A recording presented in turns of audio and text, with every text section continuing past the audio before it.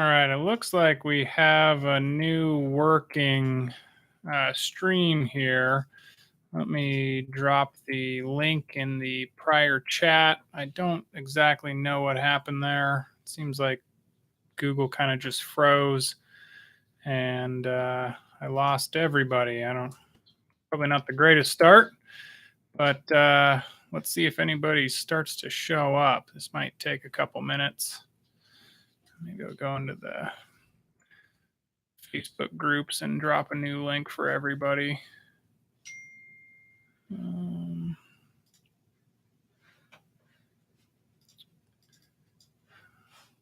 If you get on here, oh, there we go.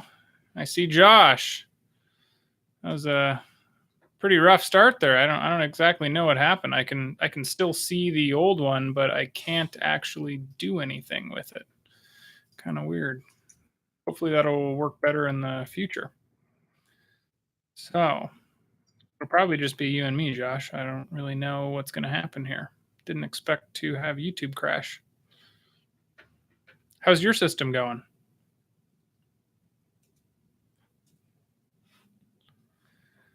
All right. Matt has joined. Oh, looks like we've got three. Oh, Brian as well. Perfect. Yeah, no, I could still post on it. Actually, I can still see the old one. I don't really know what's going on there. But it won't load anything from the video. I don't know, some kind of crash or something. But I guess I probably should have tested that out a little better before I started. I just assumed it would work. So I know, Matt, you had commented. Let's see here. And I think Brian as well. Let's see here. Oh yeah, Matt, you're up late. And I remember, Josh, is your system finished? I remember seeing that you had mounted your panels. I didn't know if you had still been, or if you'd used them yet.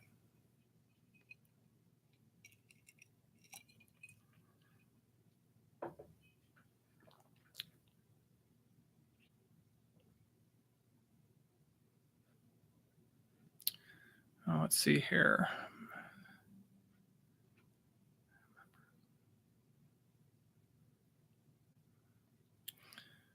Yeah, no, I like your setup with the panels. I mean, I think we have the same panels if I remember correctly. 210 watt sun powers.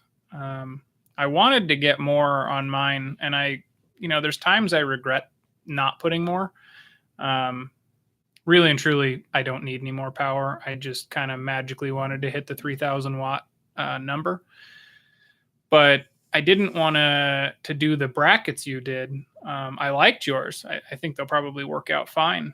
For myself, though, with as tall as my rig is, we would have been over clearance height with basically any additional height. So I basically made mine as close to the roof as I could. I couldn't have gone over the air conditioners. And my only motivation for going any taller than or any higher than the 2,500, 3,000 watt thing would be if I could get to like 5,000 watts to where I could run both air conditioners at the same time, on a super sunny day. We just really go camping. So for us, it doesn't make too much of a difference. But for you, if you're going to be out there all the time, that would be super awesome. I did look at the Quattro inverters, and I thought about doing that. The price difference was pretty significant though. And again, with a 5,000 watt inverter like you've got, we didn't make enough power to really utilize it. So if I'm using 5,000 watts, I'm going to be draining through my batteries super quick. And at the end of the day, it really wouldn't have worked out. But I think yours probably will with that 30 kilowatt hours. That'll be pretty nice. Has yours with the 12? It says you got 12 hours of use so far. Have you run air conditioning much, and does yours use 2 air conditioners? I don't remember if yours is 1 or 2.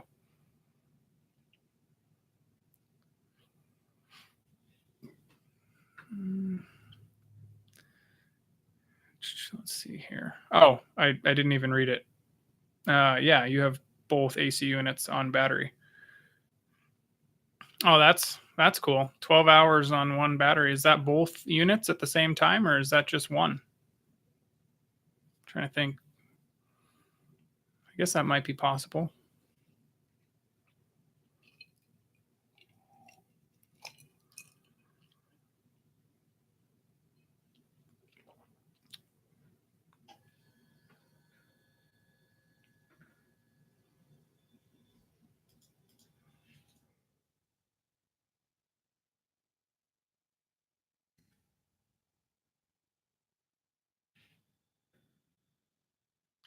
Such a bummer with this. I think when I logged into the prior live view, there were 7 people right when I logged in, but I don't know what the deal is. Oh, I've got somebody on the other thread.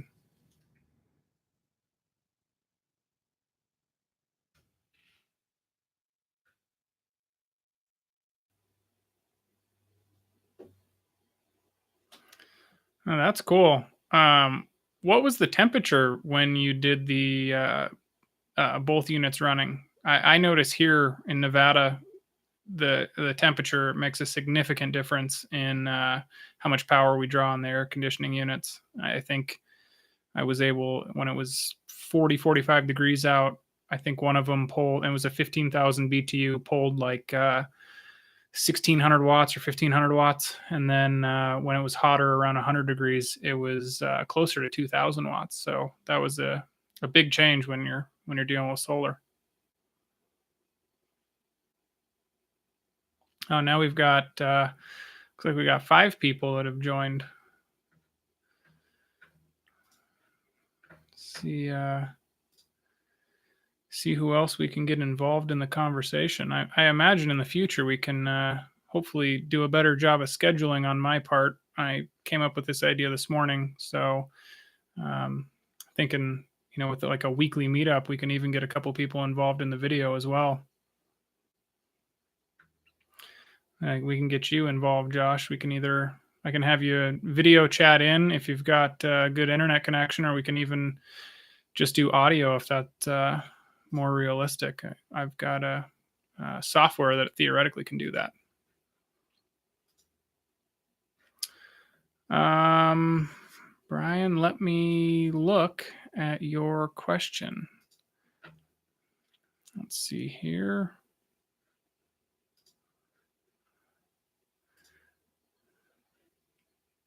I did see that you had commented, so I'm sorry I didn't get around to answering it. If you want to summarize, you can. I'm reading it right now. Mounting the Tesla cells.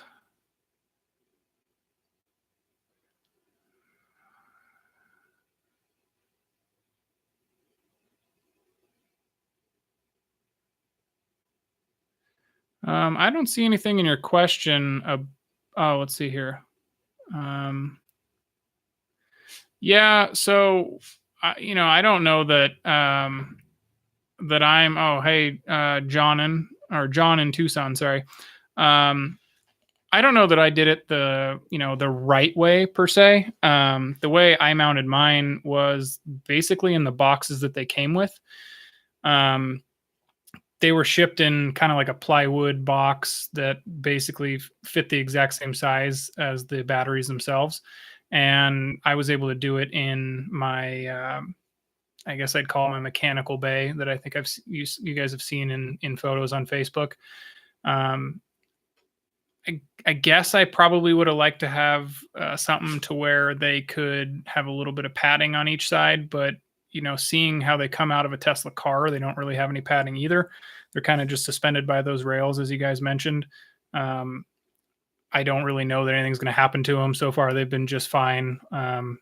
They've taken, I mean, I took it down one road to an event that was just washboard for like a half an hour, and they did just fine. I haven't seen any problems. They've been 100% reliable. So, if you build something that they can sit on those rails, I think that's probably best case scenario. But all in all, they've been perfect, even just sitting in a wood box stacked on top of each other.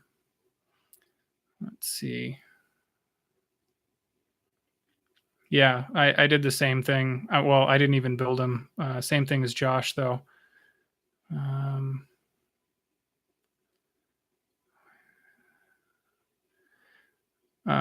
Oh, John, thanks. That's well, I don't know which one you're talking about. I got a 150 watt solar panel over here. That's just something I kind of play with. There's actually 4 of those on the roof. Oh, they're 175 watt version of that, almost the same thing. 700 watts on the roof of the house that actually run this over here, which is up here is a 150 charge controller, and I've kind of got this all laid out as like a, I don't know, power wall if you want to call it that. Just in a flow chart to kind of show people in the future, maybe through one of these live chats, about the actual wiring of how to do solar, because so many people, it seems like their question is just, you know, where do I hook up my inverter, or whatever the basic question is. And I think a quick video with this will be perfect. But there's a couple Battleborn batteries there on the wall, and then a Xantrax 1200 watt inverter that, funny enough, actually powers this entire computer, monitor, webcam. I've got a fridge over here. I don't really have a reason for any of it. It's just kind of a cool thing to do. But it works great, actually, and kind of a good way to dork out with solar when I'm not in a trailer. Let me look at some of these comments real quick. Oh, and Brian, I would personally, I'd totally trust leaving the batteries on that clear plastic. That's how they were shipped to me. They showed up fine. They were at 24 volts. I've left them in there for, I don't know, 3 or 6 months now. There's probably a more permanent way to do it, but they don't seem to have any problems.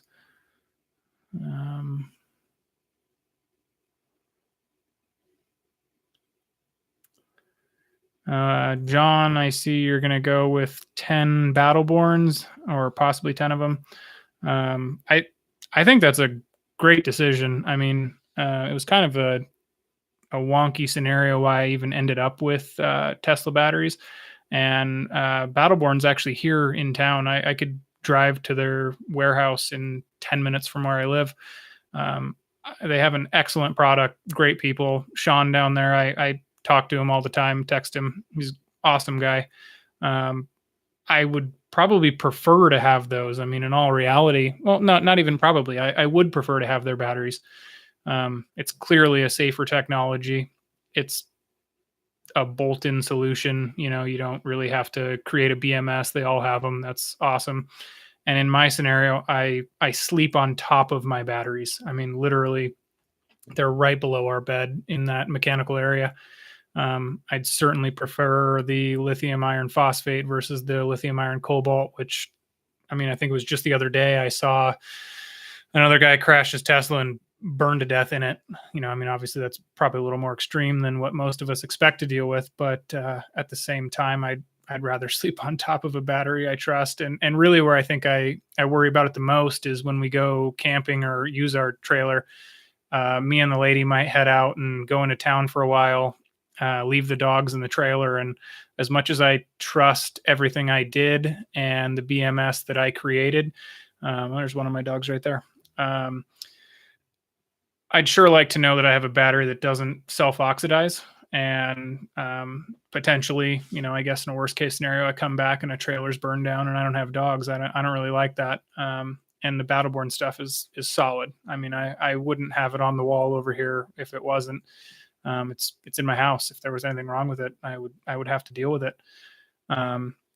So I think the Battleborn solution is absolutely solid. I do not think you'll make a mistake there. Their customer service is absolutely incredible. I just ended up in a scenario where I needed to get something done. They were out of stock, and I did a total DIY solution. You know, I think both of them work fine, but if money was no object and I wasn't a super DIY guy and they were in stock, honestly, if they were in stock when I did it, I would have just bought them from them. So, I mean, me going with Tesla batteries is not an indication of me picking Tesla over Battleborn in any way. Let me take a look at what we got here.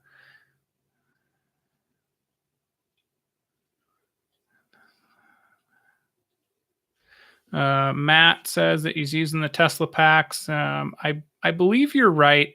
To my knowledge, the Tesla packs are the most dense per dollar. I I think I've seen some people try to do some DIY ones. Jehu Garcia, I've talked to him a couple times through YouTube and video chatted, and he does a lot of those DIY power walls, and they seem to work well. They're just a lot more work than I'm willing to do to assemble a pack, and they're kind of all using used cells that either come from laptops or you know electric bikes or whatever it is that they're pulling them out of these days, or even just kind of sketchy, Chinese suppliers. And the amount of labor they put into those and all these little soldering connections, it's for me, it's not worth the savings. I mean, the Tesla pack ends up being the same price or cheaper, and you end up with, I think, even a less reliable battery than a Tesla. And at that point, I would just buy the Battleborns. I mean, at some point your labor is worth money. I mean, I can't sit there all day long and solder together old batteries that are used, that are questionable at best. Let's see what we got next.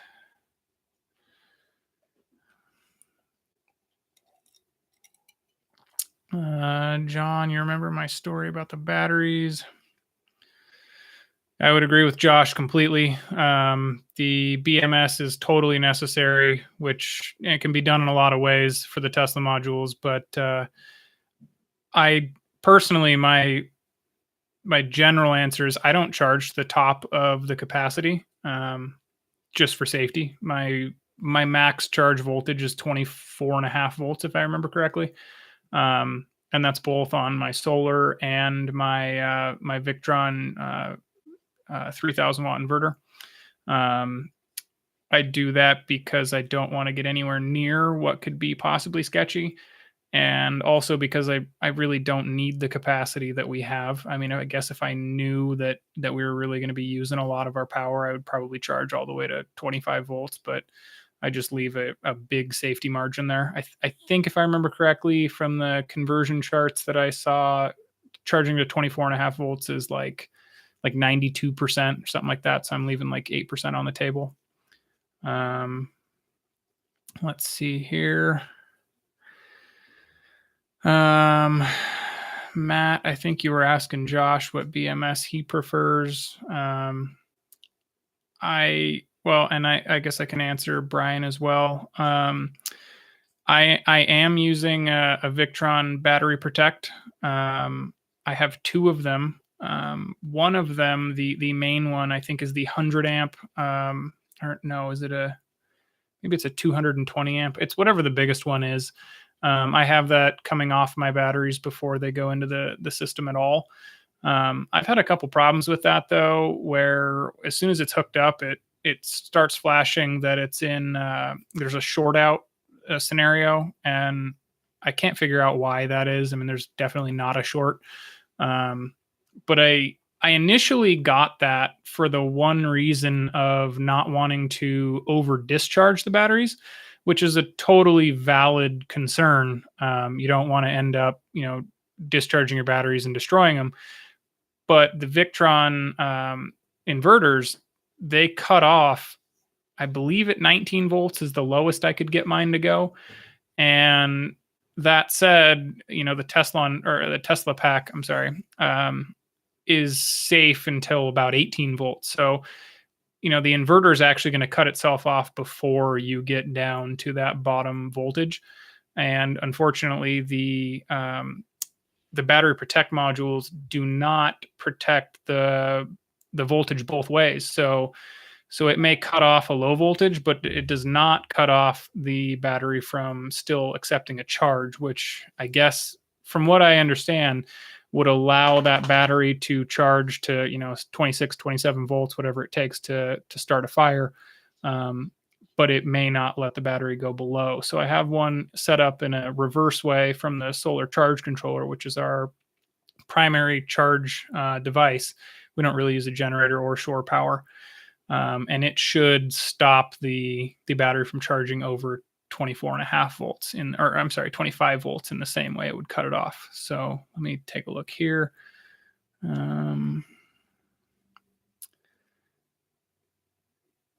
I also have devices, Brian, that cut off under voltage. Well, the battery protect. I have a secondary device that cuts off at a low voltage or a high voltage, and it uses the battery protect to break that circuit.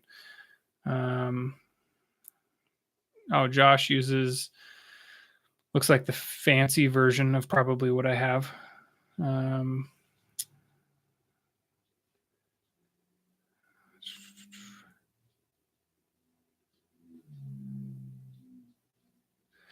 And Matt, I can message you a parts checklist for what I have as well. I'm sure it's probably pretty close to what Josh has, I would think.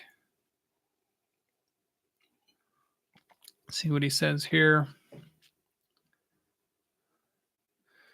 Yeah, Josh, has yours ever falsely reported a short? I mean, that's the only problem I've had with any of my Victron stuff is the battery protect saying, well, not saying, just kind of flashing its lights, or I think it's like an E4 or something like that, that it has a short situation. And, it's been hooked up, kind of bypassing it for a couple months now. And I obviously don't have a short. So I'd be interested to know how yours works. Oh, okay. So I don't need one with the EVTV. I'll look that up. All right. Well, it looks like we only got 5 or 6 of you in here to begin with. Hopefully, in the future, we can do, or I can do a better job of, I guess, getting a link that works and maybe planning more than 12 hours in advance. Maybe get a couple of you guys. I think we could probably do a multi person video chat here. If you guys have questions, though, or if you guys think anything, that would probably be smart for me to get some questions lined up in advance. So if you have anything, let's stay in contact and let's figure out a day here in the future we can do another one, and maybe make this thing a weekly thing. Let's see here, Brian. Any idea?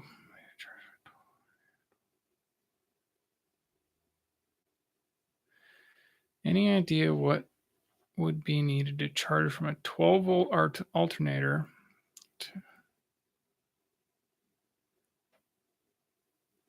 I'm trying to make sure I'm understanding this correct, Brian. I believe that you would just hook up your buck boost converter to the output of an alternator, um, which would then create 24 volts, which would go into, let's see here. Yeah, and then it would go into the battery protect, I guess. I mean, it would just go to the 24. If you're on a 24 volt system, which you obviously are, it would just go to the 24 volt bus bar, and anything 24 volts could use that power, but the battery protect would have some sort of a cutoff in case the batteries were over voltage. But I don't think you'd ever end up over voltage, or even, I guess, under voltage, really, unless you have like a high amp draw device while an alternator's turning, especially with the buck converter, because those are pretty selectable. Like the converters I have, the Victron Orions, they output the same voltage no matter what. Mine are 24 to 12 volt. I assume they probably work the same way in reverse. I would guess that you would always see the pre-programmed voltage, which on a 24 volt one is probably something like 25 volts, or somewhere near that. And at that point, you really couldn't overcharge a battery, even if it ran forever. It would just sit, at 25 volts. So I think you should be all set there. But I think that would depend, obviously, on the buck boost device you got. So if you end up buying one, send me a link. I'd be happy to take a look at it. I haven't gone that direction. Mine are all 24 to 12, and I don't use my tow vehicle to to charge my trailer at all. I don't know what it would put out as far as amperage, but when we're driving down the road, we're charging with, between 1,000 and 2,500 watts just driving, and we're not using any power while we're driving. So, Matt, you're very welcome. I wish I had better answers for you. I'm sorry this was the first YouTube live video I've ever done. Glad you could join, and hopefully sometime next week, maybe Wednesday of next week. I don't know exactly. I got to figure out a time that works good for both West and East Coast people, and obviously find a link that works, because I think we lost half of it, or we just got 2 more people. It says, I don't know if you just joined, then post a comment, and then be happy to keep helping people. Let's see here.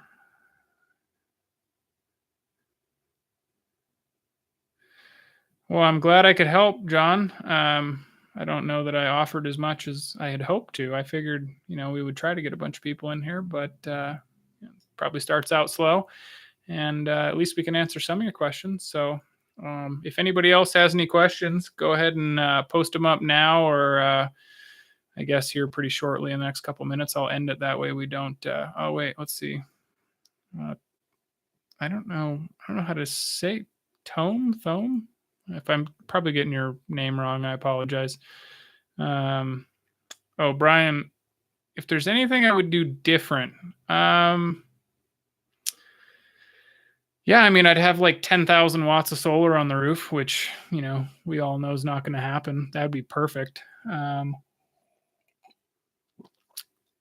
I would prefer to have the Battleborn batteries, just for that peace of mind, really. I think that would be my biggest thing. And I think all in all, the amount of time I spent kind of DIYing my own BMS was more than I felt like it was worth. Well, I mean, I don't know. It didn't like cost me anything to build my own BMS, but paying a little bit more to have, or to not have to build a BMS would have been worth it to me. I don't think you'll go wrong either way. Both battery systems are great. Other than that, I don't know. Maybe I would have done something like Josh did and gone to the 5,000 watt Quattro instead of the Multiplus at 3,000 watts. Again, I only picked the 3,000 watt one based on the fact that at best I can make 2,500 watts of solar, which, if I had a 5,000 watt inverter, I would, and I was actually using 5,000 watts, I would be using twice as much power as I was making, which, I mean, I don't care how big your battery is, you can only do that for so long. So I tried to size my inverter as realistically as possible to the amount of power that I make. And more or less, my overriding goal with the entire project was to be able to run my air conditioning all day long on a sunny day, which inherently is when you need air conditioning, and never really chip into my battery at all. So in theory, my air conditioner, or one of my air conditioners, will pull about 1,800 watts on a sunny day, which still leaves me about 700 watts to charge the batteries and run my residential fridge. So, I end the day with basically a full battery. And that for me is perfect. So if I was to do it differently, I'd rather have a bigger inverter, but I would also need more solar. And, I just don't have any more roof space. So in that regard, I don't think I would have changed too much. Let me take a look at this. John, I would like to make it a regular stream. I think there's hundreds, thousands of us that have a lot of these questions, and I didn't realize how many people had these questions until I did my trailer.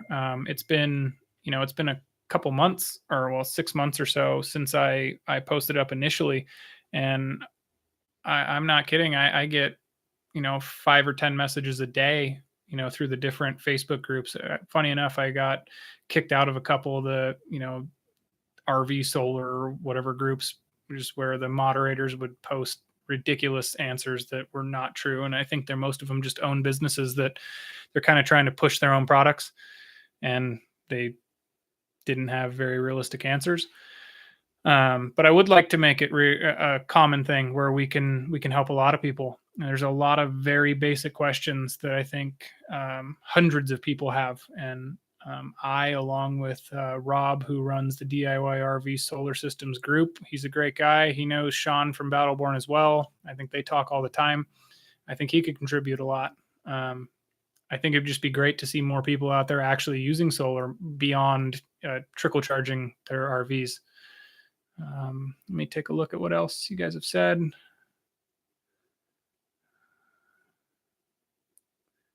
Oh, John, you're right, Tom. That makes plenty of sense. Matt,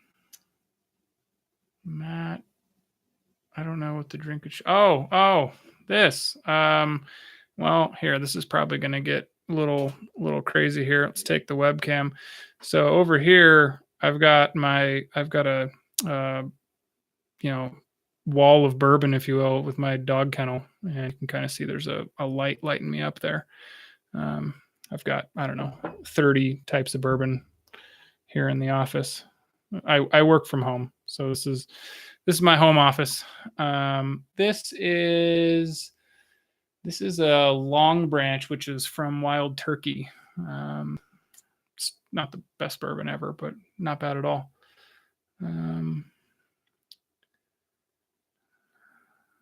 And Brian, let me take a look. Yeah, yes. I mean, BMS is definitely a broad term. I think, and don't quote me on like a scientific version of what a BMS. I mean, it's a battery management system. Yes, you are trying to make sure that your lithium battery, which is the only battery I'm aware of that uses it. I'm sure there's other ones that do, but I don't think you're going to use a BMS on like a golf cart battery or whatever it may be. So for our general use, a BMS makes sure that your battery is charged in a certain parameter, like the low voltage is, let's say, 10 volts on a 12 volt system, and the high voltage is maybe 14 volts, somewhere in there, and it doesn't exceed those parameters. And it's also there to make sure that it doesn't exceed a certain temperature, and that's also a high and a low. So, in a lithium battery, that might be roughly freezing, and I think every manufacturer is different, but let's say 120 degrees or whatever the high end of their safe limit or working limit is. Tesla cars with the batteries I use, they utilize both a heater and a cooler to make sure that the battery stays within those limits. Lithium batteries you can't charge below freezing, which is, I think that's an evolving answer. I think some chemical makeups you can, some you can't. I mean, it's like anything else. It has its temperature limits, and whatever battery you use, you've got to basically obey those temperature limits. So it's more or less a voltage and temperature control device, I guess, as well as amperage. So, if you have a 100 amp hour battery at 12 volts, you're not going to charge it with 20,000 watts, of solar. There's some input limit. Otherwise, I guess at the end of the day, you're going to exceed one of those other values either way. If you throw 20,000 volts at a 100 amp hour 12 volt battery, you're going to either make it really hot or super high voltage very quickly. So that is essentially what a BMS does. Oh yeah, Brian Smith. Yes, you're right. Brian Boone. He's the one who banned me. He messaged me, actually. He was telling people, actually, this is where I got into it with him. He was telling a guy, somebody asked a question about hooking up 200 watts. Oh, I don't know what happened there. Sorry if I lost you there for a second. I think my monitor went to sleep. A guy asked if he had 200 watts worth of solar panels. Holy smokes. I don't know what's happening here. something went on. Maybe my new webcam is giving me problems. Anyhow, somebody asked if they had 200 watts of 12-volt solar panels on a 20-foot extension cord. I believe this is accurate. Um, what gauge wiring they would need? And his response was that he had one that was something like 6 gauge. And or no, I'm sorry. I think they asked about 50 feet, and he responded that he had a 20-foot extension cord with 200 watts at 12 volts that was on 6 gauge wiring. And I was trying to respond and say, hey, I mean, if you want to run 6 gauge wiring, go ahead. I mean, it's certainly not going to hurt anything. But there were a bunch of comments about how people didn't realize that they needed to run 6 gauge wiring, and they didn't. I mean, it was nowhere near what they needed to run. And he was going in circles trying to tell me that he had read from some solar manufacturer that you needed 6 gauge wiring to run 200 watts, 20 feet or whatever. And it was just completely wrong. And so he sent me some messages, and he was a total asshole. I mean, it was crazy. He just basically was a guy who didn't want anybody to, I don't know, step on his toes or whatever, or know more about solar, which I'm the furthest from the best at solar. It's just math, and you don't need 6 gauge wiring to go 20 feet. So he ended up banning me because I didn't agree with him. John, you're right. Rob, I mean, I actually haven't spent any time talking to him. I sent him, or I think I tagged him. Oh, man.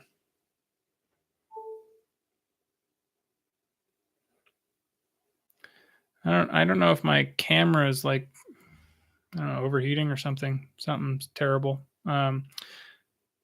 Hopefully you guys can still see this. I don't know if you can still see this. Like, somebody type a 4. I don't know. I can't tell. It seems like something's going wrong with USB-C or the camera. Rob Kenny is a super nice guy. Every time I've talked to him, I've only heard good things. I haven't actually talked to him. He's look, Tom, Brian, Josh, look at that. Nailed it. Has the camera cut out for you guys? The light has gone off, so I think it has. Anyhow, John, Rob is the one who runs the group DIY RV Solar Systems. I think and I'm probably speaking wrong here, his company or the parent group here is Lucky Charm RVing, and I haven't had a chance to talk to him in person or through chat, but we've messaged each other a few times, I believe. Maybe I'm wrong. Seems like a great guy, and Sean from Battleborn knows him as well. I think they know each other pretty well. Jeez Louise, there's my 2 seconds again. So he runs the group where you saw me post this, and I think he'd be an awesome person to add to this. I think he's got a very similar setup. He just uses the Battleborn batteries instead of the Tesla batteries, and I think he has 2 multi-plus inverters as well. And his whole family lives in his rig. I think it's something like I think it's like 6 people, and his power use is way beyond what mine is. I mean, we only go camping, so if our solar power doesn't work for a day, I mean, we just fire up a generator. It's not that big of a deal. I haven't had that happen yet, but that's what we would do. He lives out of his trailer. I camp out of mine at best, so I don't really have any of those issues. But I would like to get him on. I think it'd be great to get more knowledgeable people doing chats like these. I think it would help a lot of people. I know there's in those other groups. Actually, funny enough, I posted today, just so you guys know, and I'm just trying to be open and honest with you. There's Solar Power for Beginners is a group that I'm in. There's 34,982 people that are a part of it, and some company runs it. I don't know who it is. Haven't paid attention, but I get updates all the time for my other posts in there from when I first posted my trailer. I posted the same exact copy and paste that I was going to do a live chat tonight on that page this morning. And I guess from a business perspective, they're smart. They moderate all their posts, and they basically have just not approved mine. I'm guessing that's probably some business related answer. A bunch of other people's posts have been allowed after mine was posted. And it would have been great to be able to help all those people, because I tell you what, that group is full of questions. People that are basically like, can I buy a 24-volt solar panel and hook the output up to a 12-volt battery without a charge controller? And you're just like, oh my God, you're gonna burn something down. It's like, that's not going to work out. So I think that would be full of people that could use some help. I'm not looking to do this to make any money. I'm gainfully employed through my own businesses. I just like to help people. And I think Josh, obviously you've done a system very similar to mine. You would certainly be able to help people. Rob obviously could as well. If we can schedule better in the near future, I'll send Sean a text here shortly. See if he wants to join. I'm sure I could get him over here. Sean from Battleborn Batteries. And I think we could really make it something to where the people as a whole can learn, and we can make this a better setup for everybody. I know I've got a lot to learn. I just built an RV solar setup and hope for the best, and so far it's working fine. So let's see what else we've got here. I would agree, John. Rob does seem to know them all well. I saw him do something on programming his inverter to, I think it was prioritize solar over shore power. And I did not read enough about that. I was busy with work and I didn't pay enough attention, but I was actually surprised that wasn't a feature of Victron to begin with, because everything I've dealt with Victron has been great. It's like they've already got what I need. But I would be just like him. Sorry, guys. I don't know what's going on there. I'll figure that out before the next one. I don't know why, but it makes sense. I guess most RVs probably have shore power very often. I think the people like us that have big solar setups are very rare. Most people want to prioritize off the shore power. And so I saw he was setting up, I think it was Workers or whatever it was, which I think that's something I really want to dive into, because I certainly want to use basically as much solar power as I can, and then only rely on a generator or shore connection as much as I need to. So that is something Rob, as far as I know, he's pioneered. I haven't read anything else. Yeah, Brian, you're right. I don't know what it is. I'm using a 2017 MacBook Pro with USB-C, and I go out of my way to make sure everything's plugged in. I'm not unplugging anything. It's just a computer sitting here on my desk. I don't know why anything's disconnecting. I don't know. I can only speculate. I'll figure that out though.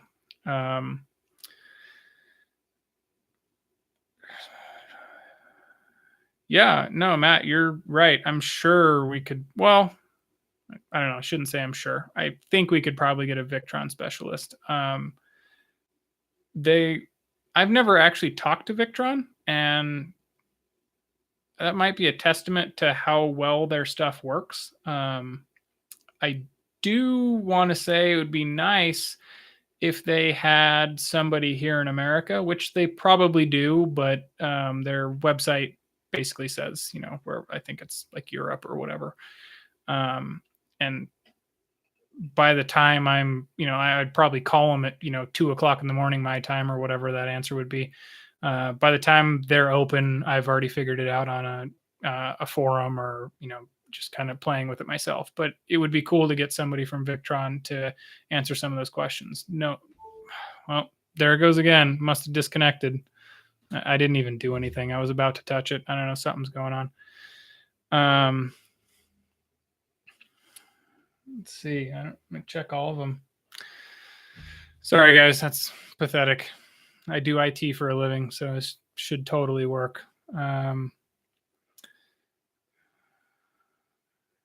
Yeah, John, that would be cool. Let's have you join. Well, I don't. You're not on the road full time yet, so you should have a decent internet connection. It can't be worse than my USB stuff that's disconnecting, right? I'm sure we can get Sean. I mean, I don't know where he lives, but he doesn't live far from me. I use a Victron Orion, and I actually, I'm sorry, I'm responding to Brian asking what 24 to 12 volt device do I use. I use a Victron Orion 24. Jesus, it can't get any worse over here. It's the camera. I don't know what it is, but I don't know. I bought it at Best Buy today just for this. Clearly that was a mistake. I use a Victron Orion, and that is the reason that my system is 24 volts instead of 48 volts, was when I was looking it up, I could not find a 48 to 12 volt converter, or buck boost converter, whatever you want to call it, that had enough 12 volt output amperage to operate everything I needed. And it was basically theory. My trailer has six position, or what am I trying to say? Auto 6-point leveling. And that uses quite a bit of power, as well as the slides. I'm basing this off of my Victron. What am I trying to say? The display unit. I can't remember what it's called. Let me see here. Color Control GX, I think it is. Control GX, or Color Control GX. Sorry. When I'm opening a slide, there's times where the amperage is beyond anything I could find in a 48 to 12 volt. So I stayed with 24 volts, which also kind of eliminated part of what I needed for BMS. Two 24 volt batteries in parallel. This is getting annoying. Two 24 volt batteries in parallel, in a sense, they self-balance themselves. The two battery packs. I'm not saying that the many batteries in series in each of those packs balance themselves. Jeez Louise. Sorry, guys. I'm at the mercy of this super nice Logitech camera. Anyhow, the 24 volts wasn't bad for me. I'm at 3,000 watts. I'm not pulling enough power to really care. I probably would have picked 48 volts if there was a buck boost converter that would have done it. So it's a Victron Orion. I think it's 70 amp, 12 volt output. Matt, probably would be a good sales opportunity for them. I've yet to see a lithium battery that's any better. I mean, maybe it's out there, but yeah, I think it's just a camera. I haven't done anything. So next week I'll show you guys. I've got this is a camera I use for work all the time. It's a Fuji X-T3. It's a great camera. I'll probably be using this. I've already ordered some stuff to kind of make that happen. That's a HDMI output to USB-C converter type of deal. Then I also have a GoPro Hero 7, which it doesn't put out anywhere near the quality of video as the Fuji does. So we'll probably use the Fuji next week. And I don't know if you can see it, but you can. I've got a mic right here for all the audio. Let me read these comments. Sorry, behind.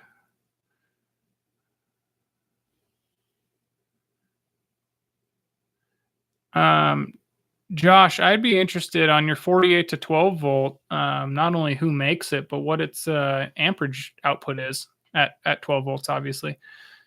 I couldn't find anything, and I'm probably misquoting. I don't think I found anything that was, over 20 amps or something like that from 48 volts to 12 volts, which kind of eliminated my ability because I think my slides pull like, I don't know, it was like 40 amps or 50 amps. They're big slides though, so I don't know if that's fair to compare. And I guess looking back, maybe I could have done 2 of them and they might have split the load or whatever it is. But like I said, with a 3,000 watt inverter, there really wasn't, a big advantage either way. I am using 0 gauge wiring, and I got polar wire, which I think is rated something like 275 amps, but I think the most that's realistic for my inverter to pull is like 150. So I'm well within the amperage, and I think my longest wire run is like 4 feet maybe. So 48 volts didn't really do much for me. Let me read through these. Sorry, guys. Oh, Brian, I've seen their product on their website. I talked to Sean about that. What is it? Let me see here. I remember the name of it. All right, I don't remember it. Sorry. It was the all-in-one inverter charger MPT. It's Easy Solar from Victron.